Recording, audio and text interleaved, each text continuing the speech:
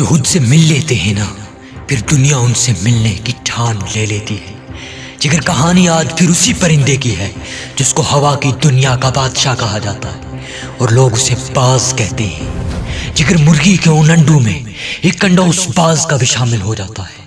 مرغی کے بچے آنکھیں کھولتے ہیں تو قدم اس دنیا میں وہ باز کا بچہ بھی رکھتا ہے، مگر باز سمجھ کر نہیں بلکہ خود کو ایک مرغی سمجھ کر رکھتا ہے۔ لیکن اس کی ملاقات خود سے ایک دن ہونی تھی۔ ایک شخص یہ سارا منظر دیکھتا ہے اور اس باز کے بچے کو مرغی کے بچوں سے جدا کر دیتا ہے اور ساتھ لے کر چلا جاتا ہے۔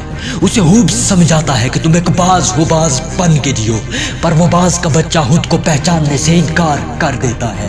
پر ٹھان اس شخص نے بھی لی ہوئی تھی کہ ایک دن اس کی ملاقات اس کی اپنے آپ سے کروا دوں گا، اور پھر اس کو ایک پہاڑ کی چوٹی پر لے کے چلا جاتا ہے اور وہاں جا کر نیچے پھینک دیتا ہے، اور زمین پر گرنے سے پہلے وہ باز کا بچہ اپنے پروں کو کھولتا ہے اور فضا میں پہلی اڑان بھر دیتا ہے۔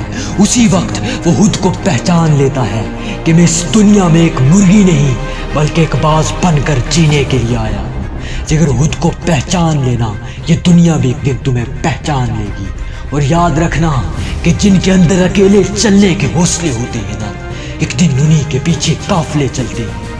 ہاں، اور بھیڑ سے ہٹ کے چلنا، کیونکہ بھیڑ ہمت تو دیتی ہے مگر پہچان چھین لیتی ہے۔ ہاں، بھیڑ ہمت تو دیتی ہے مگر پہچان چھین لیتی ہے۔ جگر اگر زندگی میں مشکلیں آ بھی جائے نا، تو وہ تمہارے اکیلے کے لیے ہوتی ہے، کیونکہ تمہاری یہ مشکلیں تمہیں اپنے آپ سے آشنا کروا دیتی ہے۔ یہ مشکلیں اکیلے میں تمہیں اپنے آپ سے ملوا دیتی ہے۔ And that's a great success۔ اور اصل کامیابی یہی ہوتی ہے۔